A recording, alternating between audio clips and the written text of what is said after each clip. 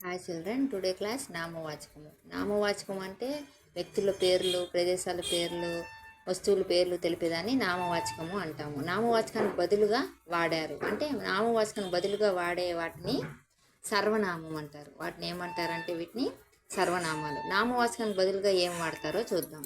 నామవాచకానికి బదులుగా నేను, తర్వాత ఇది నా అన్నవి ఉన్నాయి. అంటే నేను అన్నది నామవాచకము, నా అన్నది వచ్చి విశేషణం అనమాట. ఇందులో మళ్ళీ విశేషణం కూడా వస్తుంది.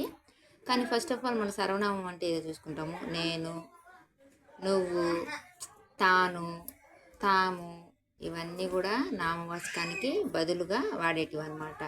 అంటే సర్వనామము అంటారు. అంటే నేను, నువ్వు, తాను, మేము, మనము, మీరు. అదే పక్కన నా, నీ, తన, మా, మన, మీ అని ఉంది కదా, వీటిని విశేషణాలు రూపము అంటారు. లైక్ చేయండి, షేర్ చేయండి, సబ్స్క్రైబ్ చేయండి.